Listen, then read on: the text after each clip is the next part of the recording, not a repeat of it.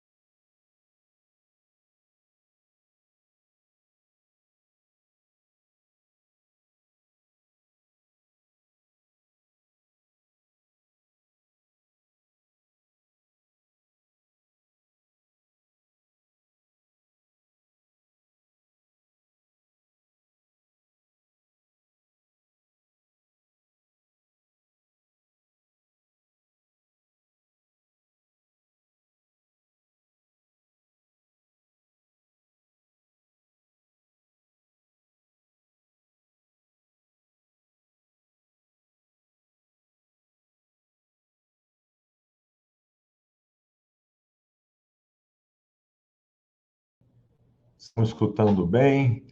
Renato e Lucas, por favor, entrem, estão também aguardando. Vamos começar o nosso webinar sobre fusões e aquisições, M&A. Escutando bem? Bacana, estamos tendo feedback aqui do pessoal. Renato entrou também, deixa eu aumentar aqui a... Oi, Renato, tudo jóia? Vamos testar o seu som.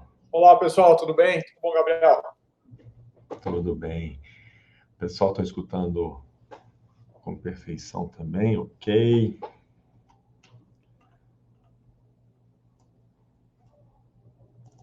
Bacana. Só esperar o Lucas também entrar para a gente iniciar nosso webinar. Enquanto o Lucas não entra, pessoal, vou dar um recadinho para vocês. Esse faz parte de mais um webinar do InfoVarejo. E para quem quer ver os webinars anteriores, é só acessar nossa página, né, na internet, www.infovarejo, vai lá em materiais ricos e vocês conseguem acessar os webinars antigos, assim como esse que vai estar disponível alguns dias depois da nossa gravação. Lucas já entrou. E aí, Lucas, tudo bem? Olá, pessoal, boa tarde.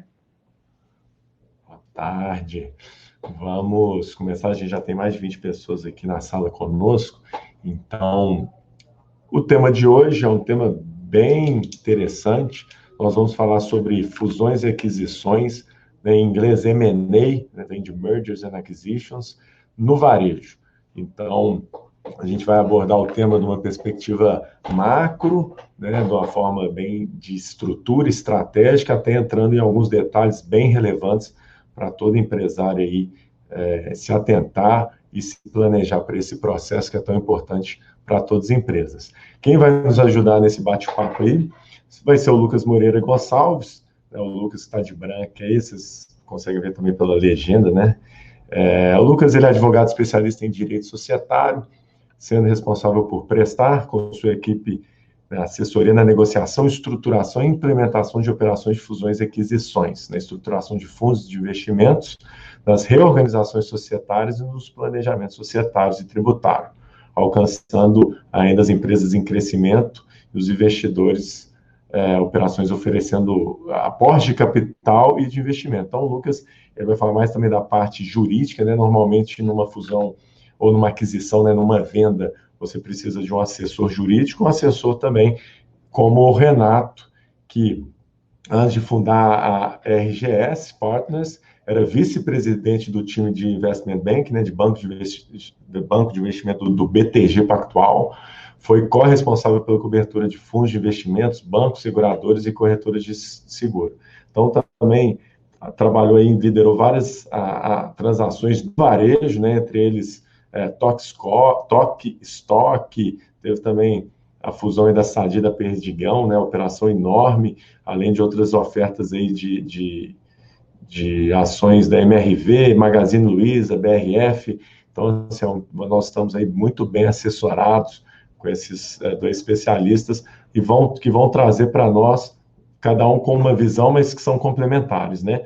Então, eu vou pedir primeiro para o Lucas bater um papo conosco aí sobre esse cenário de uma maneira geral, para a gente começar a introduzir o assunto. E vamos tocando aí, a gente tem mais ou menos uma hora aqui de conversa, pessoal. Vamos ter também uma apresentação do Renato, de uma forma, de uma visão mais estruturada do processo, e depois a gente vai bater um papo, abrir para as perguntas. Quem quiser já enviar as perguntas, eu vou anotando também. Combinado? Então vamos lá, Lucas, a palavra é sua. Fique à vontade. Legal, Gabriel, obrigado aí pela oportunidade. Eu acho que é o momento mais propício da gente realmente dialogar com setores distintos, mas que, igual você disse, né, são complementares na hora de garantir a perenidade, né, esse sucesso e a sobrevivência das empresas nesse momento de incertezas. A gente já está demais, né? É hora da gente pensar nas soluções e o que os empresários, né, e o escritório que eu atuo, que é a Andrade Silva Advogados, que eu coordeno a área societária de mercado de capitais e M&A, ela é focada no middle market, né, que é a maioria das empresas de médio porte, que nesse momento, né, como a maioria, né, logo no início da crise, em março, o JP Morgan soltou um estudo que, pegando a média dos segmentos empresariais, né, construção civil, varejo, farmacêutico, o que acontece é que o caixa, né, a liquidez das empresas gira em torno de 27 dias. Alguns dias aqui no Brasil até menos, é 20. Então, diante desse cenário quando a gente muda a chave, né, ficamos em isolamento, problemas começam a surgir e aí a gente tem que pensar nas soluções. E a primeira lição que eu deixo é: não olhem só o jornal e nem as visões pessimistas que envolvem a política. É hora da gente, a primeira coisa que você aprende quando você mexe com derivativos, que entra no home broker lá e vê a linha, o que sai no jornal já tem um atraso de pelo menos 72 horas. Então, vamos pensar no seu negócio, vamos pensar em estruturar e ver o que você consegue fazer junto do seu time para aumentar sua liquidez e trazer eficiência operacional e de gestão aí.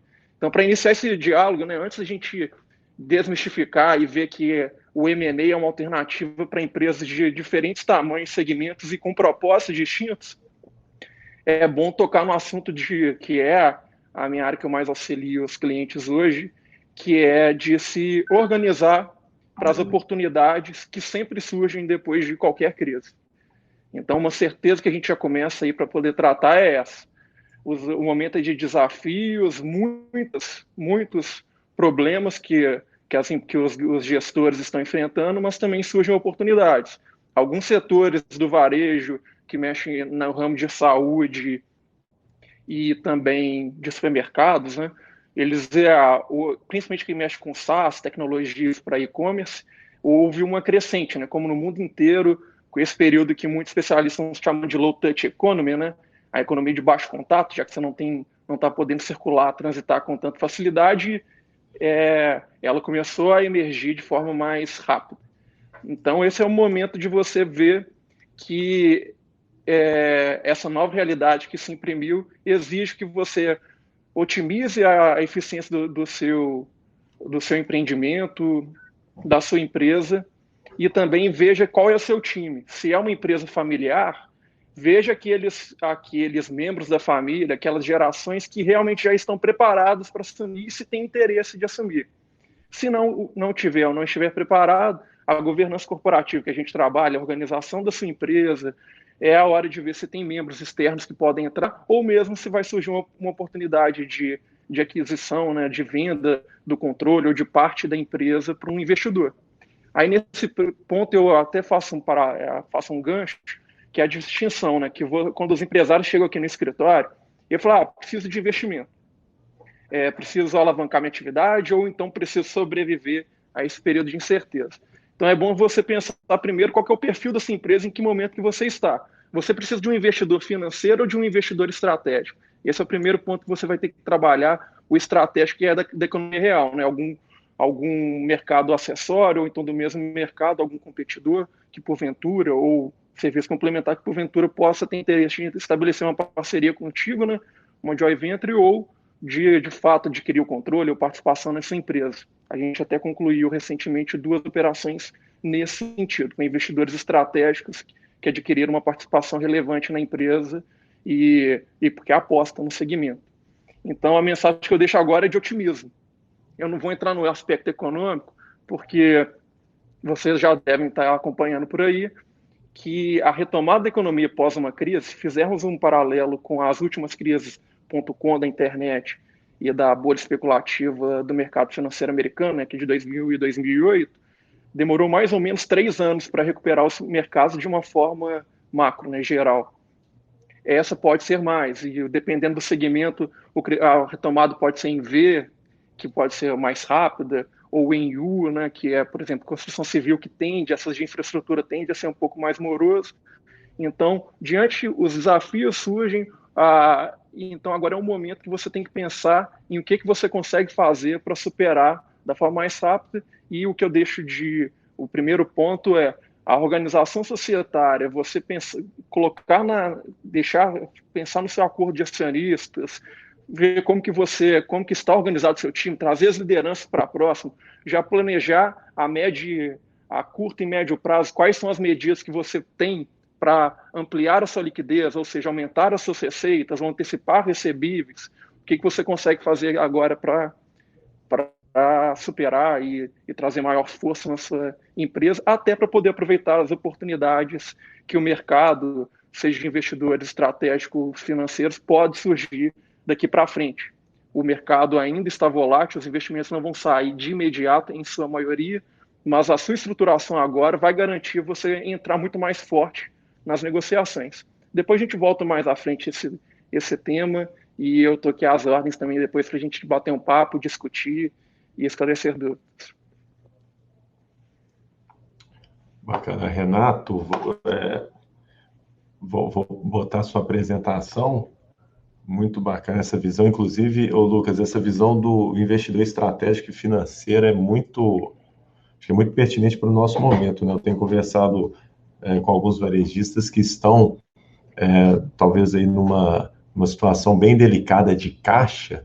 Eu acho que é legal depois a gente discutir um pouco sobre algumas alternativas aí do que o M&A pode trazer para ajudar essas empresas a passar por esse momento sem precisar, né, se endividar e comprometer o fluxo de caixa, enfim.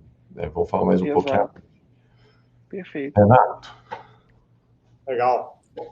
Lucas, Gabriel, obrigado pela oportunidade de estar aqui falando com vocês. Obrigado a todo mundo pelo tempo de nos escutar, né? A gente sabe que, acima de tudo, a pandemia, o setor de varejo, o varejo tradicional, né, está sendo super impactado pela pandemia. Então, a gente sabe que o tempo de vocês na ligação aqui, na videoconferência aqui com a gente é extremamente valioso. Então, antes de tudo, obrigado pelo tempo de vocês. Antes de me apresentar, acho que vale comentar, acho que dificilmente vocês vão escutar isso de algum assessor financeiro, porque geralmente o assessor financeiro quer falar, olha, vende sua empresa, a gente ajuda, etc. Mas, de fato, pelo momento que a gente está vivendo agora, no meio da pandemia, não tem pior momento para você vender a sua empresa. Né? E não é porque a economia está indo mal ou a economia está indo bem. O Lucas mesmo mencionou isso. Acho que quando você tem uma volatilidade de mercado, uma incerteza muito grande, a incerteza dificulta a precificação dos ativos. Né? Então, o que a gente imagina é que, nesse momento, se você não tem nenhuma urgência na venda da sua empresa, não tem por que vender. Isso é totalmente contra o discurso de um assessor financeiro, mas a gente gosta de ser transparente. Agora, o que o Lucas comentou, e esse é o momento certo de você se preparar para isso. Tá? Então, acho que a questão da preparação que o Lucas comentou é super importante. Tá? Como o Gabriel comentou, eu trabalhei muitos anos no BTG Pactual, na área de futuras aquisições, e aí desde 2013, na EGS, a gente tem se especializado, a gente trabalhou durante muito tempo com grandes transações, e a gente vem se especializando em transações, como o Lucas falou, que é o foco do escritório deles também, no middle market, que é empresas de médio porte. Né? E, de fato, é um mercado completamente diferente do que você vê em grandes transações. Né? Você tem algumas peculiaridades específicas desse tipo de transação. Tá? E aí, acho que a ideia aqui da conversa, como tópico eu separei, tentar responder 4 perguntas que geralmente a gente recebe dos nossos clientes. Né? Então, quando os nossos clientes nos procuram, seja quando eles querem vender a empresa ou quando eles querem trazer algum investidor, tem 4 perguntas principais que a gente acaba escutando e eu vou tentar responder essas 4 aqui. Tá? A primeira delas a primeira pergunta que vem é, olha, Renato, se eu quiser vender ou trazer um sócio para minha empresa, por onde que eu começo? O que eu tenho que fazer? Então, essa é a primeira pergunta. A segunda é, Renato, como é que funciona o processo de venda da empresa? Qual que é o passo a passo? O terceiro, que é uma pergunta que geralmente que acontece mais, é quanto que vale a minha empresa? Então, é muito difícil você estimar também. Né? Então, como é que faz para avaliar a empresa? E, por último, que eu vou deixar um pouco mais para o final, para a gente falar um pouco sobre o que a gente tem visto para o mercado de M&A, de compra e venda de empresa, no setor de varejo pós-coronavírus. Tá? Bom, eu vou passar para tentar responder a primeira pergunta. Tá? E aí, a primeira pergunta, voltando, é, se eu quiser vender minha empresa ou trazer um sócio para minha empresa, por onde que eu começo? Tá? E aí, quando a gente recebe essa pergunta, a gente volta com uma pergunta, que é o seguinte, olha, por que você quer vender a sua empresa? Né? E aí a gente geralmente enquadra em 5 principais motivos, são os motivadores de uma transação de M&A. E é importante a gente entender o motivador do M&A para que a gente consiga estruturar a operação da melhor maneira possível. Tá? E aí as principais motivações do processo de M&A são 5. Né? Então, geralmente, o cliente nos procura muitas vezes quando o comprador já bateu na porta dele e falou, olha, eu quero entrar na sua região, tem uma operação forte, por exemplo, em São Paulo ou no Rio de Janeiro, e eu quero entrar forte na região de Minas Gerais. Né? A segunda motivação, muitas vezes, é por ganho de sinergia. Então, a gente vê muito isso acontecer pós-coronavírus, eu já vou comentar também um pouco isso, que é juntar as empresas para a gente ter ganho de sinergia, corte de custos. Né? O terceiro motivador é a questão, como o Lucas mencionou, de questões familiares, sucessórias. Então, muitas vezes, o empresário montou a empresa, os herdeiros não têm tanto interesse em continuar tocando o negócio, ou às vezes até tem uma briga societária e uma das formas de resolver essa briga é vender a empresa. Né? Outra motivação que a gente vê muito comum nos fundos de investimento é, olha, eu fiz esse investimento há 5, 7 anos atrás e agora chegou o momento de vender, eu quero realizar o lucro. Né? E por último, que é capital para crescimento, como a gente mencionou. Acho que é um motivador que a gente vai ver muitas empresas, infelizmente a gente vai ter muita empresa precisando de capital para crescimento ou para sobreviver ao coronavírus e vai ter muita escassez de recursos. Já está tendo. Né? Então, infelizmente, o capital para crescimento para os próximos meses ou para os próximos anos ele vai ficar mais escasso, pelo menos no Brasil. E aí, a partir do momento que a gente define quais são os motivadores, a gente consegue entender qual que é o tipo de transação que a gente vai entrar. Tá? E cada M&A tem um formato diferente. Né? E a forma como a gente vai abordar o tipo de comprador que a gente vai bater na porta depende um pouco de qual que é o tipo de transação. Então, a gente tem aí 5 principais tipos. Né? O primeiro ali da esquerda, se vocês olharem, é o aporte capital. Né? Então, olha, eu estou querendo trazer um fundo de private equity, estou querendo trazer um fundo de investimento que vai comprar uma participação na empresa, vai colocar dinheiro no caixa da empresa para a gente crescer. Né? Aí a gente pode, se vocês quiserem depois na sessão de Q&A, eu posso entrar no detalhe de cada uma delas, tá? Mas eu vou passar só a visão geral agora, depois a gente entra no detalhe se alguém tiver interesse. A segunda e a terceira é basicamente, olha, eu quero vender o controle da empresa ou eu quero vender 100% da empresa. Né? Então, eu não vou tomar mais as rédeas no dia seguinte, no caso de você vender o controle, ou, olha, eu vou fazer outra coisa no dia seguinte, eu vou vender 100%. O quarto, que é a fusão. Né? A fusão é diferente. A fusão, no final do dia, ninguém está, de maneira geral, varia um pouco, tá? Mas ninguém está vendendo. Então, eu tenho uma empresa aqui em São Paulo, tem um outro potencial, outro parceiro, um concorrente meu que está no Rio Grande do Sul, e a gente quer juntar as operações, ninguém está vendendo. Então, a gente vai ter as duas operações com um grupo de acionistas compartilhado. Né? E aí, por último, que é o joint venture, a parceria, é algo que eu acho que vai acontecer bastante pós-coronavírus, que muitas vezes você tem um varejo tradicional, você tem um concorrente que é um e-commerce, e aí você quer poder vender no e-commerce, mas você não tem a estrutura para vender, e mesmo o player de e-commerce quer vender numa loja física. Então, você pode montar algum tipo de parceria, um contrato de parceria, para que o e-commerce venda na loja física e a loja física venda no e-commerce. Então, esses daqui são geralmente os tipos de transação que a gente vê. Tá? Então, a gente falou das motivações e falamos um pouco dos tipos de transação, que é onde a gente começa, né? para identificar. E aí, na sequência, eu vou tentar responder a segunda pergunta, que é como é que funciona o processo de venda. O Lucas falou bastante no início sobre o trabalho de organização e preparação. Lembrando, a analogia que eu faço aqui é muito parecida com o que vocês vivem no mundo de varejo. Para que o cliente entre na loja, para que o comprador entre na loja, a loja tem que estar organizada, a loja tem que estar limpa, a loja tem que estar os produtos bem disponíveis para compra. Então, o comprador ele olha a mesma coisa para a empresa. Ele quer entender se os seus documentos legais estão organizados, se os seus números estão organizados. E isso tudo é extremamente importante. Vocês sabem muito bem disso pelo varejo. É a mesma coisa. Tá? E aí, como é que funciona um processo de venda? Né? Ou o processo de trazer um investidor financeiro? Né? Não difere muito do processo de venda de um carro ou de um imóvel. Agora, tem três principais diferenças. Quais são as diferenças de você vender uma empresa, de você vender um carro ou vender um imóvel? Tá? Primeiro, os compradores não são tão óbvios. Então, não é você colocar um anúncio no Webmotors ou colocar um anúncio no Zap e vai chover comprador pelo ativo. Então, os compradores têm motivações e interesses muito diferentes. Tá? O segundo é que a empresa não é um ativo. A empresa é praticamente um ser vivo. Tá? Então, não dá para a gente colocar num site de anúncio ou sair e colocar num jornal que está à venda, porque no dia seguinte você pode perder todos os seus funcionários. Se o seu funcionário ficar sabendo que você está vendendo a sua empresa, ele vai ficar com medo de perder o emprego, etc. Então, você tem que tratar a empresa como ser vivo. Tá? E, por último, são valores muito maiores. Né? Então, o que está em jogo ali no final é muito mais importante. Então, por isso que muitas vezes é importante você contar com um trabalho de preparação e assessoria nesse sentido. Tá? E aí, feita essa preparação, o que é a preparação do ponto de vista financeiro? Tá? Você ter a segurança que os seus números são organizados.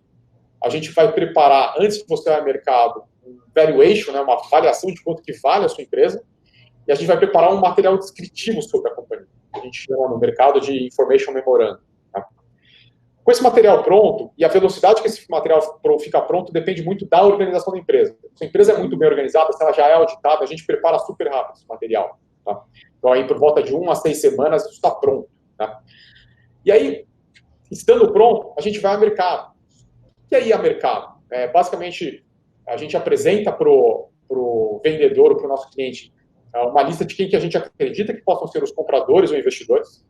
Tendo a autorização do cliente, a gente vai abordar, obviamente sem mencionar nome ainda de quem que é o vendedor, porque a confidencialidade aqui é extremamente importante. E quem tiver interesse, o investidor que tiver interesse, o comprador que tiver interesse, ele assina um acordo de confidencialidade, para que ele possa receber os materiais para fazer uma avaliação da companhia. Então, aqueles investidores que assinaram um acordo de confidencialidade e receberam os materiais para fazer uma avaliação, aí por volta de 1 mês, 2 meses, é o tempo suficiente para eles colocarem o que a gente chama de uma proposta indicativa. Tá? E nessa proposta indicativa, ele vai indicar quanto que ele acha que vale a companhia, né? Ou se é um aporte, quanto de dinheiro que ele está querendo aportar, quantos por cento que ele vai querer ficar na companhia. E aí, obviamente, tem uma negociação tradicional, como todos vocês conhecem. E aí, acordado o preço, acordado as principais condições, a gente vai entrar numa fase de diligência e de negociação de contratos, que eu vou deixar um pouco para o Lucas comentar, mas qual é o objetivo da diligência e negociação de contratos? É basicamente comprovar tudo aquilo que a gente já mostrou. Os números que a gente mostrou para que ele colocasse a avaliação são corretos, se os documentos dizem aquilo que a gente mostrou, não vai ter muita surpresa. Qual que é o problema? Né? E aonde que a gente vê problema no M&A em empresas de médio porte? Tá? Eu até deixei 2 xizinhos aqui em cima. Né? Muitas vezes, como a gente estava falando, as empresas não vêm organizadas, então fazer o trabalho de preparação acaba demorando demais nessa primeira fase. Ou muitas vezes o cliente, quando ele já chega para a RGS, ele já chega com o comprador já batendo na porta dele, fala, RGS, me ajuda, tem um comprador batendo na minha porta, o que eu faço? Né? E aí qual que é o problema? Ele não deu tempo dele se organizar, muitas vezes até o comprador coloca uma proposta com base nos números muito precários da companhia, e aí quando ele entra em diligência, a transação morre, que a gente chama. O comprador desiste ou o vendedor desiste. E por quê? Um dos principais motivos da desistência. Muitas vezes a gente tem uma expectativa de que, como o preço ele é baseado numa geração de caixa da empresa, anual ou futura, muitas vezes a gente tem a expectativa de que a gente tem aquela geração de caixa, e aí, pelo fato de não estar tão organizado, chega numa diligência, a gente não consegue comprovar aquilo, ou muitas vezes aquele número acaba sendo inferior ao que a gente achava que a gente tinha. E aí o comprador quer ajustar preço, ele quer baixar o preço. E aí, seja por ter expectativa nossa, o vendedor, olha, por esse preço agora também não quero vender, ou o próprio comprador vê que as informações são tão desorganizadas que ele fica assustado, ele acha que tem muito mais risco, né? E aí a gente acaba vendo uma taxa de mortalidade muito grande na diligência. E isso é muito fácil de se endereçar, e basta você se organizar. Tá? Obviamente a gente pode entrar mais em detalhe no que é se organizar. E aí eu vou parar um pouco o processo aqui, vou falar da próxima pergunta, que é a pergunta que a gente recebe, que é quanto que vale a minha empresa? Tá? Quanto que vale a minha empresa? Como é que eu faço para avaliar a minha empresa? Geralmente, quando você vai vender um carro, você vai vender um imóvel, a forma que você faz para avaliar o seu imóvel ou o seu carro é verificar quanto que vale nas transações passadas, quanto foi vendido o mesmo modelo de carro, ou o imóvel é quanto que vale o metro quadrado daquela região. E vender empresa, algumas metodologias não são tão diferentes dessa, né? Então, quando eu coloco aqui a avaliação por múltiplos de mercado e a avaliação por múltiplos de transações precedentes, nada mais é do que o seguinte: quanto que vale do metro quadrado da empresa no final do dia? Quanto que vale da lucratividade da empresa?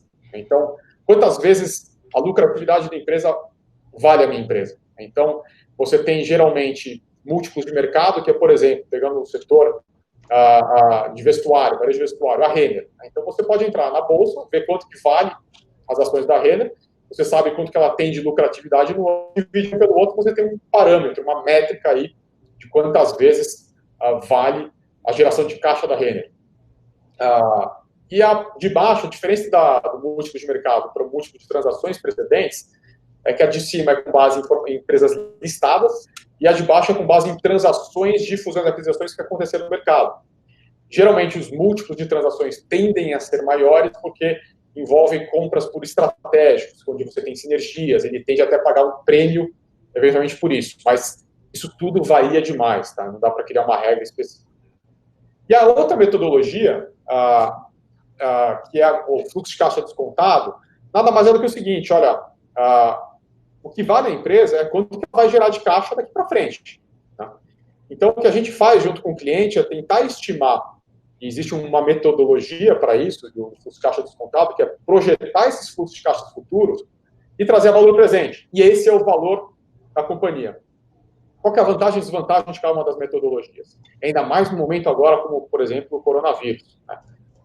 A desvantagem principal da metodologia de múltiplos é que ela é uma fotografia da empresa. Então, imagina o seguinte: a gente vai pegar a geração do caixa da empresa do ano de 2020 e aplicar um multiplicador sobre ele. Mas, provavelmente, o ano de 2020 ele não vai ser muito bom. Então, precificar em cima de uma fotografia do ano de 2020, ele não vai ser favorável ao vendedor. Sendo que, provavelmente, nos anos, talvez 2021, 2022, a gente vai recuperar a nossa lucratividade. Então, a grande vantagem do fluxo de caixa descontado é que a gente captura o crescimento futuro. Então, você é muito mais um filme da companhia, do futuro da companhia, do que uma posição estática do que está acontecendo hoje. De maneira geral, num processo de fusões e aquisições, a gente trabalha as 3 avaliações. Seja a gente como assessor do lado do vendedor, seja o comprador, ele também vai fazer essas 3 avaliações. Aqui eu detalhei um pouco sobre a metodologia, eu não vou passar tanto no detalhe. O que eu vou fazer agora, eu vou parar por aqui um pouco, para a gente passar um pouco a bola para o Lucas. Depois eu volto para falar um pouco também sobre o que a gente está vendo de tendência. Tá? Perfeito.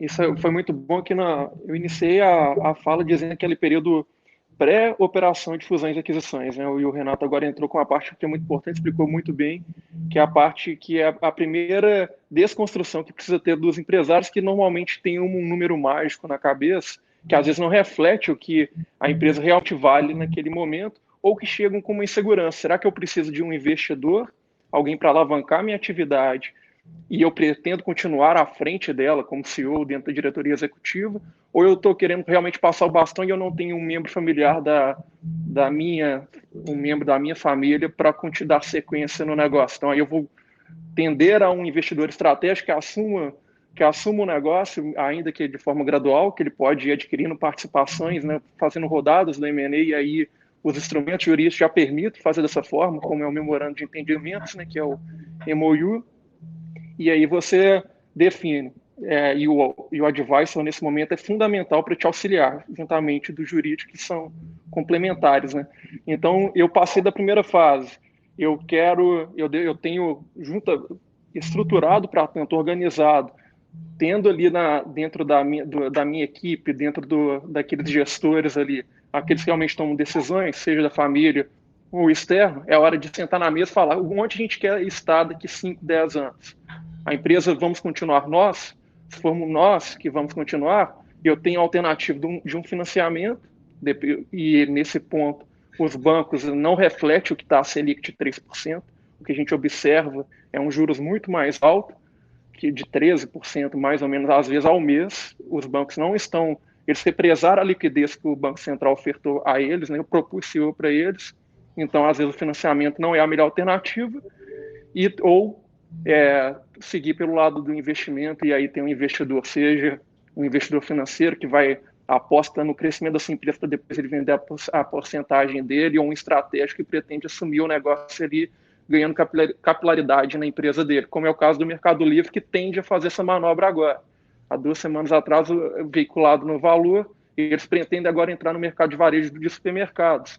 Então, para atingir o país inteiro, ao invés de abrir uma central, um e-commerce, o e-commerce é geral, mas abrir uma central em cada um centro de distribuição, ou mesmo uma loja física em todas as cidades do país, tende a não ser a melhor forma, ele tende a adquirir players que estejam nas localidades. Então, é bom o empresário ele tem em mente qual que é o caminho que ele pretende seguir.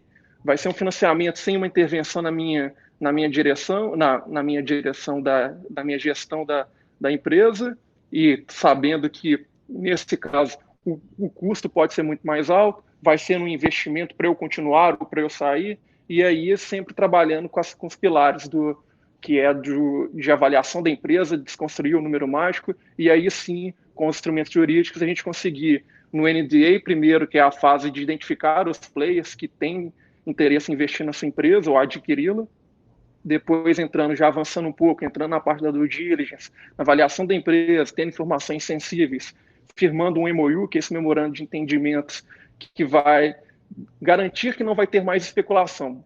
Quando os empresários me perguntam, esse é o termo que eu utilizo basicamente para designar o MOU.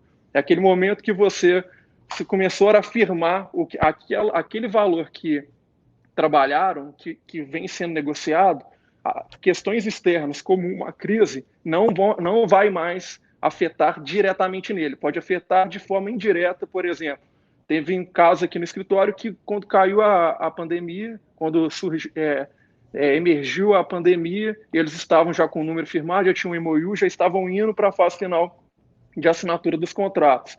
E aí a parte que era uma empresa de SaaS, de tecnologia que cresceu no mercado nesse período, que está aquecida nesse momento, será que eu vou renegociar o preço? Não é a melhor alternativa de forma alguma. A gente desaconselha para mostrar ainda transparência na negociação, mas pode negociar um earn-out, né, que é a possibilidade de, se a empresa realmente, o valuation dela, a sua receita tende a aumentar 3 vezes nos 2 próximos anos, então vamos pensar aí que pode aumentar o valor a ser pago se for feito de forma gradual, né, os pagamentos ou os aportes do investidor. Pode ser que aquilo ali amplie devido à eficiência. Você ganhou, por exemplo, um bônus. Então, isso é aquele momento que você tem que pensar os instrumentos jurídicos estão aí para te trazer segurança e uma avaliação adequada da empresa para garantir a transparência das operações. Sempre frisando a importância de estar sólido nas negociações. E isso não deixar para tentar organizar a sua empresa ou pensar na negociação ou no número da operação quando ela bater a sua porta. É o pior dos erros que o empresário pode cometer. Prepare agora para colher os frutos a médio e longo prazo.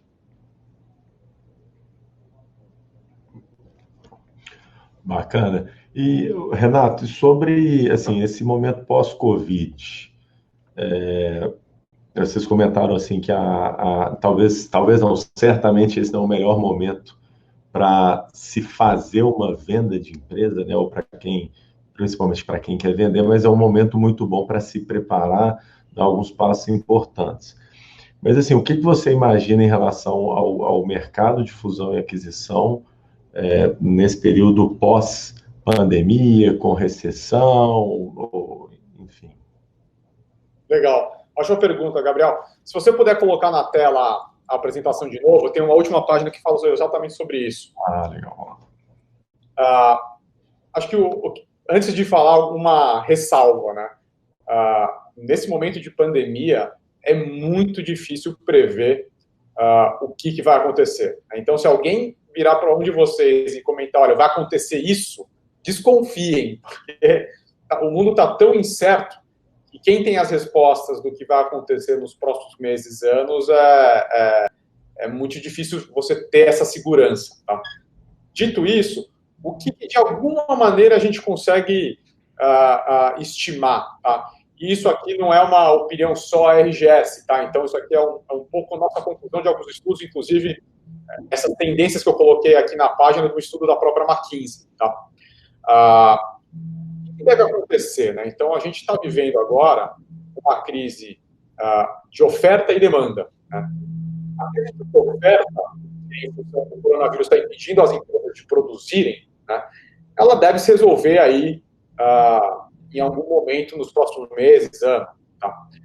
E aí, a crise de demanda, que hoje a demanda está retraída porque as pessoas não estão consumindo, mas também porque agora a gente vai perder muitos empregos. Então, vai ter uma crise de demanda, quando as pessoas têm medo, as pessoas deixam de consumir. Né? E a magnitude dessa crise de demanda, a gente não sabe qual que vai ser. A gente não sabe qual que é a magnitude. Então, o que dá para estimar um pouco nesse momento é que a gente vai viver aí o próximo 1 ano, 2 anos, num mercado que ou não tem crescimento ou ele é recessivo. Né? Então, é difícil prever que a gente vai ter um mercado em crescimento. Tá?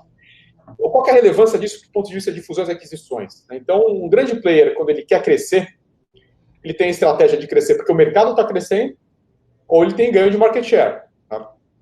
Então, uma das formas que a gente vai ver, e é normal, não só no varejo, mas o que acontece em mercados onde não tem crescimento é uma consolidação. Então, é o ganho de market share através de compra de concorrentes. Tá? Então, o primeiro movimento que eu coloquei aqui são grandes players, grandes concorrentes, fazendo movimentos de aquisição de pequenos concorrentes.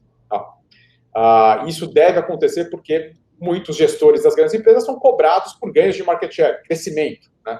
E não vão deixar de ser cobrados por isso. E uma das formas de você ter crescimento no mercado que não cresce é comprar outras empresas.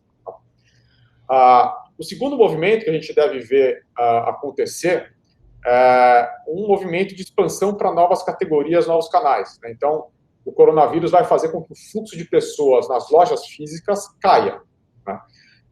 E esse fluxo caindo, uma vez um cliente ir na loja, o que mais você pode vender para ele? Né? O que mais que você pode oferecer? Então, a gente pode ver um movimento de aquisição, de ampliação do portfólio de produtos ou de canais. Tá? Um terceiro movimento que a gente deve ver acontecer é um movimento de aquisição de novos modelos de negócio adjacentes. Então, por exemplo, o movimento de você comprar alguém que sabe fazer delivery, né? Ou fazer uma aquisição nesse sentido. E aí, por último, que está todo mundo falando, e não adianta, não preciso repetir, que já existia uma tendência à digitalização, né? E o coronavírus só antecipou isso. Né? E aí, o que vai acabar acontecendo muitas empresas vão comprar essas capacidades novas. Então, muitas vezes, o player que ele é 100% físico, lojas físicas, eventualmente vai fazer sentido não ele montar um e-commerce, mas ele comprar uma empresa de e-commerce. Tá? E a mesma coisa ao contrário, o próprio movimento da Amazon comprando o Whole Foods. Né? Então, o movimento de alguns players de e-commerce querendo entrar no mundo de lojas físicas. Né? Então, você tem aquela questão do omnichannel.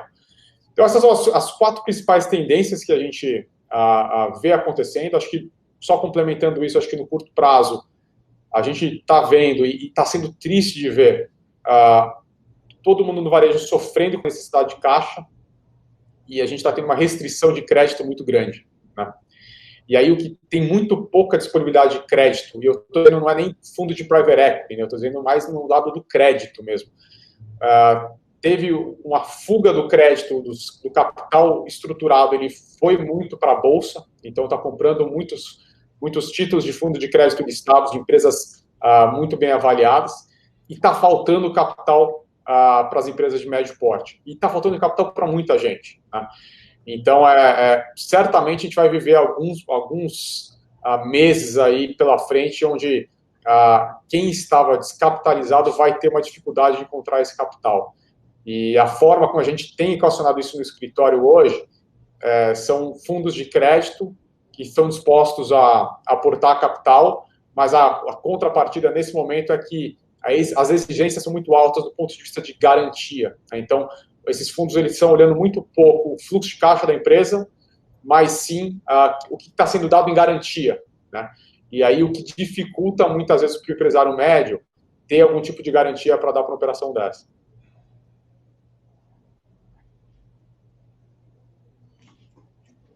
Mas acho que era isso, Gabriel. Acho que as tendências que a gente tem visto são essas. Legal. Bom, quando a gente fala de fusão e aquisição no varejo, Renato e Lucas, diferente, assim, talvez não diferente, mas eu sempre penso que a gente até estava conversando sobre isso, a dinâmica do varejo ela é um pouco diferente de outros tipos de negócio, porque se eu estou comprando, né, ou um concorrente está interessado na minha loja, ele tem a opção de pegar e construir uma loja perto. Então, obviamente que seu ponto pode ser melhor, mas também, e você pode ter, obviamente, a fidelidade do cliente, né, a preferência do cliente de ir até a sua loja.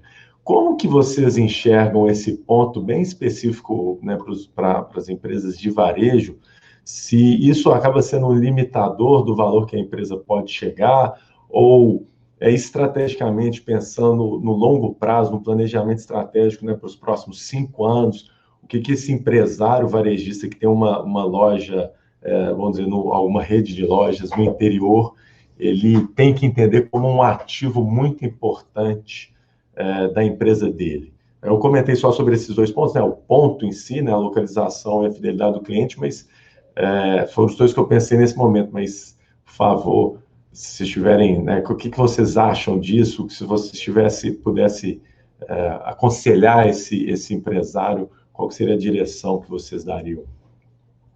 Antes de entrar até na resposta, é bom comentar esse ponto do Renato, que é perfeito. O primeiro ponto, né, tem até o termo que é cash is the king, né? Realmente o que o empresário precisa agora, não adianta nada ele ter uma estrutura muito sólida no sentido organizacional, ter as pessoas certas lá, um time forte que compre, tenha sangue nos olhos também e tenha o propósito do negócio, se ele não tiver caixa para poder pagar as contas. Então, quando pensando, e é fato, é uma realidade, que os financiamentos para as médias empresas não está sendo concedido com tanta facilidade. Está sendo restrito, e quando há o crédito são com juros muito altos. Então, o investimento se torna uma alternativa para o financiamento do negócio. Então, aí tem instrumentos híbridos, como, por exemplo, dependendo da empresa, dependendo do varejista, se é uma rede, por exemplo, de concessionários, como já tem um caso, tem interessados em entrar no mercado, ele tem algumas bandeiras. Então, as debêntures particulares, eu não estou falando da debênture pública, quem tem que levar a registro no CVM, mas aquelas com investidores pontuais, são roadshows, né, rodadas de negociação internas, né, sem dar publicidade. As debêntures podem ser um instrumento híbrido, né, ou seja, tem caráter, ele pode ser conversível, se tendo equity na empresa, né, participação na empresa na frente, ou ser remunerado melhor do que um título de renda fixa, por exemplo, como se fosse pré-fixado aí em IPCA mais 3%, supondo. Isso tudo é possível definir na debênture e ser uma alternativa para o investidor, para o empresário, um varejista, ter caixa agora, antecipar, ter agora um valor que ajude ele a chegar lá na frente, e aí ele tem que pensar no orçamento dele, né? No budget que ele vai precisar. o que ele precisa fazer de diminuir despesa e aumentar faturamento para poder pagar a conta do investidor, pagar esse investimento, ou para estruturar de forma que o investidor entre na empresa, mas que não afete naquela cultura que ele criou ali dentro com a equipe dele. E um outro ponto que é importante do financiamento, que algumas empresas, a gente tem algumas empresas de médio e grande porte aqui que os clientes não conseguiram pagar agora e são créditos altos, de 2 milhões, 3, 5 milhões. Os FDICs de crédito estressado, ou para os créditos a vencer, que é os FDICs, que é os fundos de investimento de direitos creditórios, eles têm um deságio aí, eles vão te pagar 40%, na melhor das hipóteses, 50% do valor. Mas, às vezes, é o que você precisa agora e para poder otimizar a sua gestão.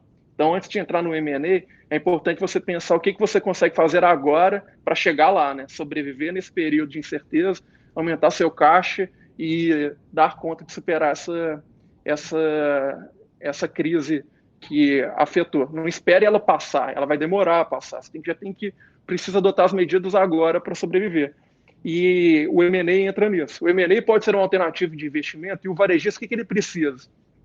Ele precisa hoje ter mais receita. Então, pensando nessa low-touch economy, pensando que os e-commerces vão... se tem um setor que aumentou, você pode ver as pesquisas que vêm sendo adotadas por vários veículos, é um setor que aumentou no mundo inteiro, inclusive no Brasil. As pessoas viram meu avô, minha mãe, todo mundo hoje em dia compra, né, e viu como que é fácil e é seguro fazer isso. Então, é uma alternativa você sim investir em tecnologia. Às vezes você tem caixa, até adquirir ou fazer uma joint venture, né, uma parceria com alguém do setor para otimizar a sua gestão. Então, é importante agora, para a realidade do varejo, estruturou, organizou, está sólida essa estrutura, pense nas alternativas que você tem para aumentar a sua liquidez. E o investimento pode ser uma delas, se revela como uma delas. Assim, só para organizar, de uma certa maneira, a ideia, a gente até fala muito sobre isso, Lucas, aqui nos outros webinars, no InfoVarejo como todo, a importância da gestão do capital, né, o capital de giro para a sobrevivência. Então, o Renato pontuou também, não, foi você mesmo pontuou no início lá sobre o estudo da JP Morgan. Então, assim, até eu tinha feito uma pergunta para o Renato, mas pensando no futuro, mas sem dúvida nenhuma, nesse momento, a empresa tem caixa para atravessar essa crise?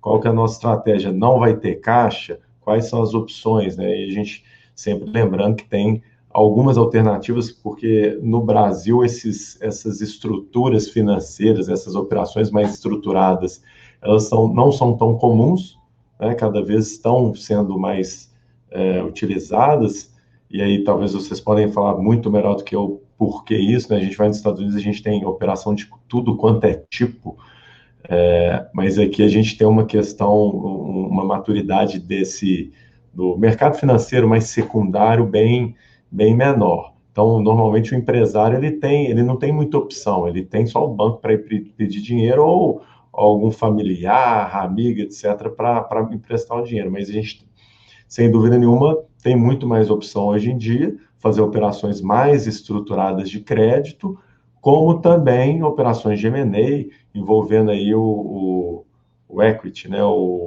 a participação da empresa para possibilitar essa passagem. Estou comentando isso porque a gente fala, estou brincando com alguns pontos que a gente fala normalmente no InfoVarejo, né, de caixa, e assim, a gestão financeira ela tem uma visão bem operacional, mas ela se a gente tem uma visão mais estratégica, ela passa a ter uma importância até maior, né? Esse cuidado com caixa.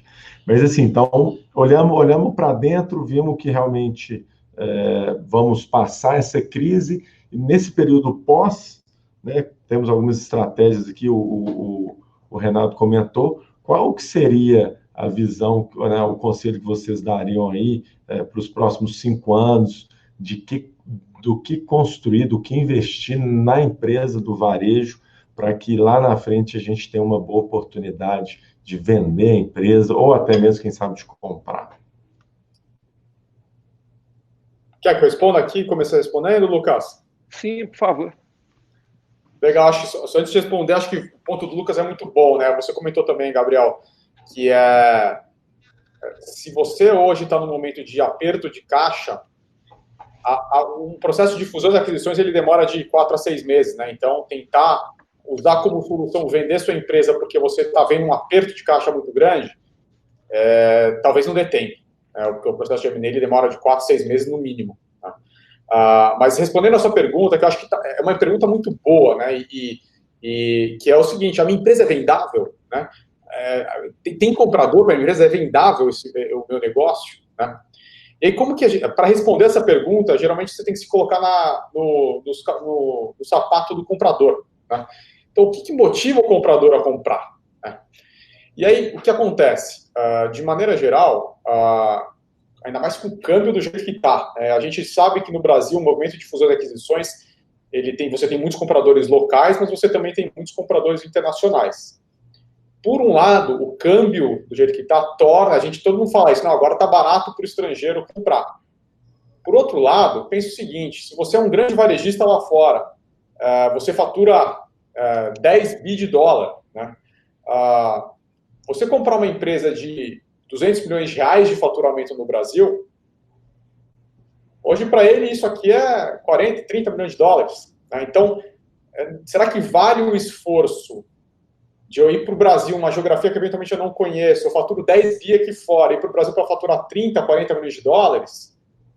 Então, o que acontece? O tamanho, ele acaba sendo, sim, um filtro importante na compra, olhando muito o estrangeiro. Né?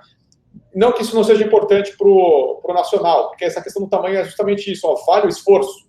O processo de fusões e aquisições é longo e demorado. Então, se não tem um tamanho relevante, talvez ele vá tomar a decisão de construir uma loja ou construir com as próprias pernas. Então, o comprador ele sempre tem essa postura: vale construir ou vale comprar? O buy or build. Eu vou construir uma loja nova ou vou comprar? E aí o que importa, você olhando como vendedor ou como empresário brasileiro, primeiro, uma empresa tem porte? Perfeito, ela tem porte. Então, ela tem 200 milhões, depende do setor, tá? Mas tem 200 milhões de faturamento, 300 milhões de faturamento ano, tá? E aí a segunda pergunta é a seguinte: qual que é a minha proposta de valor para o cliente? Porque se a sua proposta de valor para o cliente, ela nada mais é do que, por exemplo, preço baixo, mas você não tem uma estratégia por trás do fato de ter o preço baixo, por que o comprador deveria comprar você? Né? Então, se você tem uma proposta de valor interessante para o cliente de tal forma que o comprador, ele olha, vou comprar ou vou construir? Se ele construir, ele não consegue bater a sua proposta de valor, a alternativa dele vai ser de comprar. Né? Então, ter uma proposta de valor claro para o cliente e diferenciada da concorrência, ele é importante no processo de venda. Então, sempre quando a gente está organizando um processo de venda, independente do setor, o que a gente precisa mostrar para o comprador é que a sua proposta de valor ela é muito, muito, muito importante para o comprador. Então, ter uma proposta de valor diferenciada e estrategicamente correta é muito importante. Então, eu diria que é o seguinte: se a sua empresa é vendável ou não, tem dois fatores. O fator dela é tamanho. O segundo fator é se você tem uma proposta de valor, um valor estratégico para o comprador. Bacana. O Lucas, fala. Fica à vontade. Primeiro que cada caso é um caso, né? Não tem uma receita de bolo que é aplicável para todas as empresas. Né? O primeiro ponto é você definir qual que é o rumo que você vai caminhar. Mesmo falar só fusões e aquisições restringe muito qual que é as operações que estão atreladas ali, que pode ser aquilo que a gente já veio falando aqui durante esse webinar, que pode ser do investimento pontual que esse investidor vai sair, que esse investidor nem mesmo vai entrar na empresa. Então, o primeiro ponto é definir isso. Quando definiu, e independente um ponto que é comum nos dois cenários, da saída da fusões e aquisições no sentido de vender o controle à empresa ou de ter um investidor, é você pensar agora, porque o seu melhor financiador vai ser o seu cliente. Então, você tem que pensar o que você consegue fazer hoje para gerar mais receita. Ter produtos secundários, vender voucher, pensar hoje com o câmbio muito alto e volátil, e até acompanhando as notícias dos noticiários do exterior, você vê que o Brasil não até que o rating caiu. A maioria das agências reduziu o rating, né, que é esse grau de risco, né, o investidor, quando ele aporta o valor investe no país, ele analisa o rating, né? Ele vê se qual que é a chance de ele recuperar aquele dinheiro e qual que é a chance de perda, basicamente. Então, o investidor externo ele pode entrar quando o mercado começar a se estabilizar um pouco mais para frente, mas hoje é instável. Então, você tem que pensar no seguinte: quais os produtos e o que com câmbio alto, muitos clientes aqui do escritório que antes importavam a tecnologia começaram a ou produzir a própria tecnologia, aquelas que já são empresas de tecnologia também, ou então arrumar parceiros e arrumar fornecedores que tenham produtos semelhantes e que substituam. Então, aí já é a primeira oportunidade do período. Você gerar outras receitas e a possibilidade de gerar novos produtos, enxergar que tudo que envolve a tecnologia, que facilita a vida aí eu coloco dos usuários, né, dos clientes e usuários, é a bola da vez. Então, o que a gente pode recomendar agora, até para valorizar a sua empresa, até melhorar o seu valuation, um cenário lá na frente, é você pensar hoje o que você consegue ofertar a mais, qual que é aquele seu efeito wow, né? O que você consegue, nesse momento, ir além do que o seu concorrente. É um período de gestores de guerra, né? É hora de você pensar, olha, eu não sou líder do mercado, na maioria dos casos você não vai estar entre os top 3 e você precisa sobreviver naquele mercado. Então, vamos procurar parceiros, vamos aumentar a tecnologia e vamos ver onde eu consigo gerar maior receita, onde eu consigo vender mais. Só complementando também a resposta de vocês dois, e aí trazendo um pouco para uma realidade do varejista de interior, aquele que, né, tem poucas lojas e normalmente, se ele for fazer uma venda, vai ser para o líder de mercado, seja um supermercado, uma loja de imóveis. Assim, sendo bem prático, a gente fala muito aqui sobre a importância, né, de construir um canal virtual, um e-commerce, mesmo que nesse momento seja para fincar, né, o território ali. A gente, até o Covid, a gente falava muito sobre a questão da maturidade dos clientes, que faltava demanda, mas isso era um investimento de ter uma visão de longo prazo para operacionalizar isso. Mas agora a gente já tem a demanda de clientes que querem comprar no low touch, aí, né, no virtual. Então, isso, sem dúvida, agregaria valor para a empresa, e algo que poucos fazem, que é a gestão de clientes. Então, o CRM, você passar a identificar os clientes nas suas vendas, criar, né, todo vamos dizer, essa base de dados com o perfil de clientes, engajá-los numa comunicação mais eficiente e lucrativa, que, sem dúvida, na hora de vender, não vai ser só, eu tenho aqui esses pontos comerciais, são os pontos bons, mas eu tenho uma base de cliente de, né, X mil clientes que tem um perfil de consumo assim, que eu tenho, né, uma fidelidade, um engajamento deles dessa forma. Estou falando um pouco mais prático, né, trazendo um pouco para o dia a dia operacional das lojas. A gente recebeu uma pergunta aqui bem interessante, que tem, inclusive, tudo a ver com o que vocês estavam falando agora, que é do Paulo Roberto, né, sobre a instabilidade, etc., mas ele fez justamente essa, né, como se a gente vai na linha de fazer um valuation pelo fluxo de caixa, né, descontado, como considerar o crescimento do fluxo de caixa para os próximos anos e estimar o custo de capital nesta crise? Renata e Lucas. Quer que responda aqui, Lucas? Pode sim. A pergunta é muito boa. A primeira observação que eu faço isso entra geralmente na nossa mentalidade, que é o dia a dia, né? Que é estimar o crescimento do fluxo de caixa. A gente não sabe se vai ser um decrescimento, né? Então, a primeira parte da pergunta sobre crescimento de fluxo de caixa, como projetar, eu acho que a resposta mais honesta que eu posso te dar é não sei. O que eu posso te responder de maneira geral é que a gente sempre separa em duas frentes quando a gente vai projetar o fluxo de caixa, né? Pelo menos o crescimento da receita, vamos dizer assim. Você tem parte disso que é derivado das questões internas da própria companhia. Então, por exemplo, você pode estar abrindo novas lojas. Então, tem lojas que estão maturando ainda. Então, parte do crescimento do fluxo de caixa vai depender de fatores internos da companhia e parte de fatores externos. Então, o crescimento de PIB, quanto que vai ser o crescimento de PIB específico do segmento de varejo que você atua. Mas, de qualquer forma, qualquer projeção que a gente faça hoje é muito incerta, né?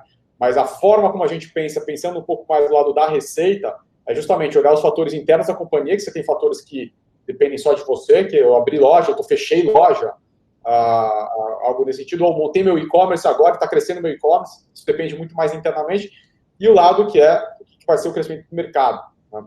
Então, responder a primeira parte da pergunta. E a questão de custo de capital, ela também o que vale mencionar, né? A gente, em algumas transações agora, a gente está tendo que discutir como é que calcula o custo de capital, né? Alguns laudos de avaliação, valuation report que a gente faz.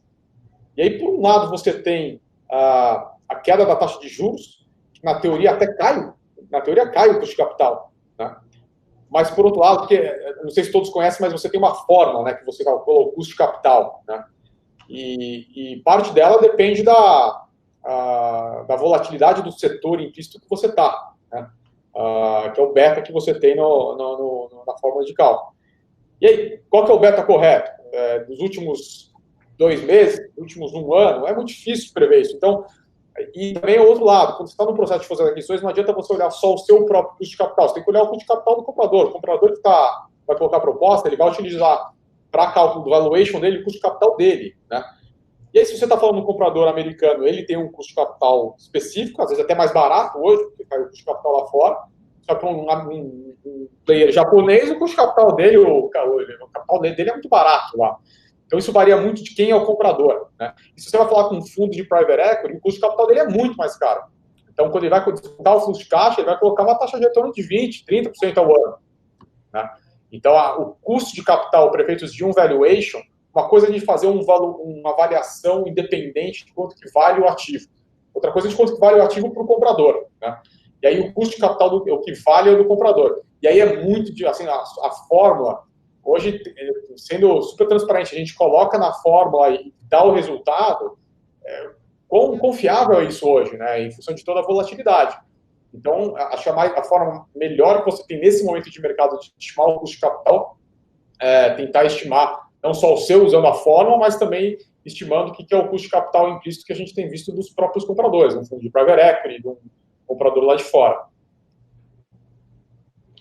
É uma questão que envolve muito, é aquilo que a gente falou no início, né? A gente não consegue tanto estimar agora como que vai ser o seu setor para a sua empresa, se o seu crescimento vai ser numa curva em V, ou seja, se você vai manter o que você estimou dos últimos 5 anos, o crescimento que você teve nos últimos 5 anos, se vai refletir daqui para frente da mesma forma, na mesma crescente. Não dá para estimar isso. Então, o principal ponto, que é uma pergunta muito mais contábil, o Renato foi muito preciso na sua resposta, mas o que posso aconselhar, como eu venho junto com a equipe aqui do escritório aconselhando aos clientes, para o fluxo de caixa, você tem que trabalhar com 3 premissas junto do seu comitê de gestão de crise, e se você não instituir um comitê de gestão de crise na sua empresa, una as lideranças, o contador e o advogado para poder auxiliar nesse período. Então, trabalhe com 3 premissas. O que você consegue fazer de aumentar essa receita? E aí envolve também antecipar recebíveis, se for o caso. Algumas empresas tem algumas empresas de grandes farmacêuticas aí que estão antecipando alguns pagamentos para os médios empresários, pequenos e médios. Então, você vê o que você consegue ampliar de liquidez e aumentar a sua receita, o que você consegue cortar, o que são despesas cortáveis, o que você consegue enxugar nesse momento, e ver a questão tributária. Aí analisar os cenários, o que você consegue parcelar e como que você vai gerir o seu passivo. Então, a dica que eu posso dar é essa daí, nesse momento também, para pensar no seu fluxo de caixa e, consequentemente, aí depois você começa a avaliar quais são as melhores alternativas para investimento ou para alavancar a sua atividade depois. Não é o momento de pensar em crescimento, né? É um momento muito mais pensar em equalizar as contas. Bacana. A gente volta no ponto nesse período de instabilidade, tudo dificulta, tanto vender quanto comprar. A instabilidade para o mercado de fusões e aquisições, ela é definitivamente ruim, né? Você precisa de uma previsibilidade. Pessoal, nós chegamos aqui 1 hora de webinar e eu gostaria de fazer uma última provocação e linkando com o que o Lucas comentou sobre a importância do momento agora, que é de organização.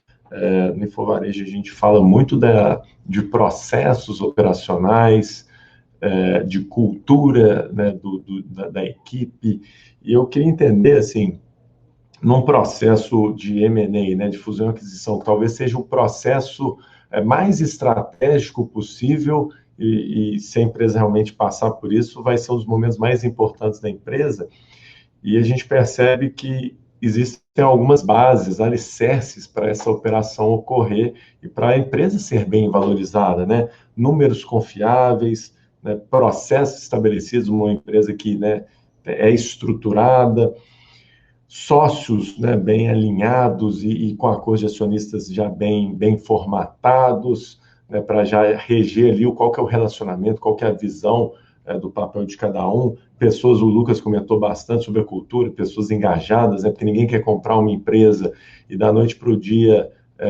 ter que ficar apagando incêndio. E aí eu gostaria de saber de vocês, assim, qual que é a visão de vocês da importância de processos operacionais, né, de estruturação operacional e também, mas essa visão de operacional mesmo, e se já aconteceu em algum momento, ou vocês têm algum case de uma operação que o vendedor tinha uma oportunidade muito boa e ele acabou a perdendo por falta, às vezes, de fazer um dever de casa que acabou custando muito caro. Para a gente finalizar, fica à vontade também para fazer as considerações finais, que aí depois eu vou finalizar aqui. Já tive alguns casos aqui no escritório que recentemente tinha uma empresa que nos procurou justamente para assessorar numa operação de M&A que ela estava entrando com um investidor estratégico, uma empresa estrangeira que, para entrar no mercado brasileiro, ao invés de abrir uma empresa que era uma chinesa, ao invés de abrir a empresa que é a filial aqui, ela optou por adquirir essa nossa cliente para entrar forte aqui no mercado. E lá não tinha acordo de acionistas. E não dava tempo de discutir os termos do acordo, porque era uma empresa 50-50, né? 2 só, 50% para cada um. Aí dava para perceber nas negociações que um dos sócios estava mais reticente com a operação. Queria ainda continuar no negócio, apesar de entender que a proposta era boa pela empresa. Foi avançando, celebramos MOU, né, o memorando, não tinha, para não especular, não era a hora de entrar outras propostas de investidores, e estava negociando exclusivamente com essa empresa chinesa. E na hora da due diligence, por conta de uma provisão, ou seja, tinha um passivo lá em tese oculto, que era para ir para uma escrow account, que é uma conta que é o seguinte, tinha um passivo lá de $1 milhão, e a operação era para ser de 400 milhões de dólares. Por conta de 1 milhão, R$1 milhão, perdão, uma provisão de R$1 milhão, que era para ser que o comprador ia depositar na escrow account, né, nessa conta garantia, porque se aquele passivo se concretizasse, descontar no valor, bateu o pé e falou, não vou vender. E como não tinha um acordo de acionista prevendo a possibilidade justamente de uma cláusula de shotgun, que eles chamam, né, que aí, se cumpriu a métrica, né, a gente estabelece no acordo de acionista o valor do valuation, seja o EBITDA ou o fluxo de caixa descontado, como não tinha uma métrica, uma régua para a venda, né, o valuation do custo ali para vender, e não tinha uma cláusula que obrigava o outro a vender ou a comprar. Se fosse uma oferta irrecusável, você já estabelece.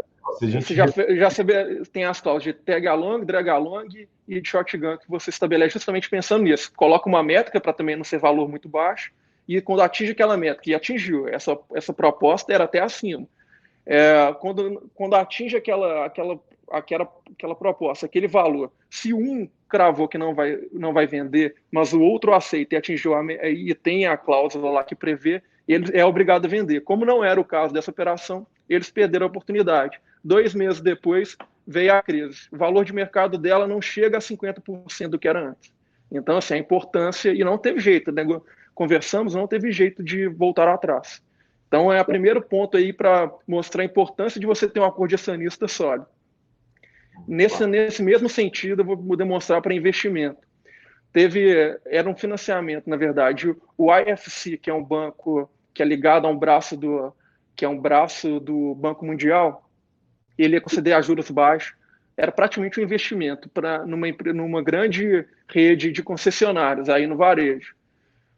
A empresa, quando a gente assumiu para também mediar essa negociação com os termos com a IFC e organizar a empresa, porque o IFC não investiu de cara, ele fez ressalvas por alguns problemas de compliance, porque o vendedor que tem uma bonificação, que ele recebe um prêmio e tem costume da montadora ter alguns diretores de viagens pela montadora, que é uma prática de mercado comum, e que, pelo compliance, pensando na eficiência da empresa, é completamente desaconselhável, porque compromete quais são os fornecedores com melhor preço que estão ali dentro, eles contrataram para a gente poder intermediar e estruturar essa parte. O maior, porque até então eles iam perder essa oportunidade de financiamento, e que era vital para a sobrevivência da empresa, foi antes da crise, por conta da ausência de uma estrutura organizada, retirar alguns familiares, a empresa familiar, retirar alguns familiares que não tinham participação, mas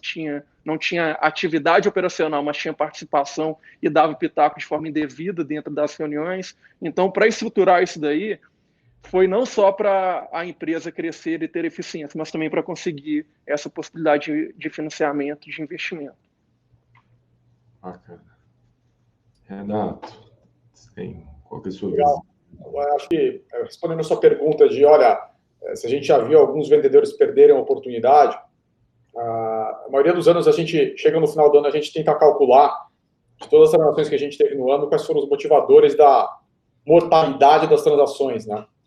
E acho que o que vale compartilhar, acho que é interessante, a grande maioria das transações, elas morrem não porque a gente não encontrou um preço adequado para a companhia. Então, geralmente, a gente traz o comprador, a gente traz no preço interessante, mas daí, quando entra na diligência, o principal motivo porque morre na diligência a transação é porque o vendedor tinha uma expectativa de que ele tinha uma certa geração de caixa, e aí, quando entra na diligência, pelo fato de não conseguir comprovar ou não entender alguns ajustes que poderiam ser feitos do ponto de vista da auditoria, o comprador entra numa nova negociação de preço para baixar preço. E aí, o vendedor já está cansado, porque, olha, eu já negociei lá atrás, não quero entrar numa negociação de novo, e já criou uma expectativa em cima de um valor que ele não era real, muitas vezes, né? E aí, a grande maioria das operações, elas acabam morrendo por culpa disso, tá? E acho que as considerações finais que eu faria, primeiro, eu queria agradecer demais o tempo de todos aí para participar, e espero ter esclarecido alguma coisa, mas eu sei que fico 100% à vontade para esclarecer mais pontos. E eu acho que o que eu diria para vocês não espere para que o comprador bata na porta de vocês para daí você se organizar, né? Sejam donos, do ponto de vista do M&A, sejam donos do seu próprio destino. Tem muita coisa, como o próprio Lucas comentou bastante aqui hoje, tem muita coisa que dá para você se organizar, batendo um papo com o escritório de advocacia, batendo um papo com o assessor financeiro, tem muita coisa que dá para você se organizar previamente. Não é que você precisa querer vender agora, né? Mas tem coisas que vale a pena você se organizar desde já, para que, ou por iniciativa própria, você queira iniciar um processo de venda ou de buscar um sócio, ou até para quando bater na sua porta, você já esteja preparado. Então, quase que um custo muito barato esse tipo de preparação, e que, no final do dia, mesmo que você não venda, acaba tendo benefício no dia a dia da sua operação. É isso aí. E, além de tudo, né, assim, não só o acordo acionista, ele não serve só para uma situação de M&A, ele tem uma extensão muito maior do que isso, e discutir essas questões né, do relacionamento societário é muito importante, principalmente porque toda empresa vai passar por um momento de sucessão, né, natural, é uma questão de tempo. Eu gostaria de agradecer imensamente a participação de vocês, Renato, Lucas, e a cada um que ficou conosco aí durante mais de uma hora. Eu vou deixar aqui no slide, o Renato colocou os contatos dele. O Lucas, manda no chat aqui os seus contatos também, seu e-mail, se alguém tiver alguma dúvida. O Lucas, né, é advogado da Andrade Silva, e também a gente vai compartilhar com vocês a lista, né, das pessoas que se inscreveram, para vocês depois manter um relacionamento aí e poder bater esse papo, trocar essas figurinhas aí. Então, esse aqui só estão os contatos do Renato, o Lucas está enviando aqui no chat. Bom, pessoal, esse webinar vai ficar disponível, né, na nossa página. A gente espera um pouquinho para publicar, justamente para quem viu ao vivo, né, ter esse privilégio. Quem não viu vai esperar um pouquinho. E bem fácil de acessar, materiais gratuitos ali na nossa página do Infovarejo. Agradecer também, além de todos que participaram, ficaram conosco uma hora, ao Renato, ao Lucas, aos nossos apoiadores que fazem com que o Infovarejo seja real, seja possível, a gente promova esses momentos de conhecimento, de troca de conhecimento, né, para a gente melhorar os resultados das nossas empresas. Muito obrigado pela participação. Mais uma vez, Renata e Lucas, nós vamos nos falando. Parabéns aí pela apresentação e Obrigado. até a próxima. Muito obrigado, Gabriel. Renato. Você mandou aqui, até não acabou que não chegou, não. Não foi aí, não? agora, Foi aí agora, né? Bacana. Obrigado, pessoal. Até mais. Até a próxima. Muito obrigado. Espero que todo mundo esteja bem aí. O que eu me coloco à disposição aí para conversarmos após esse webinar. E obrigado pela oportunidade, Gabriel. Falou, até mais.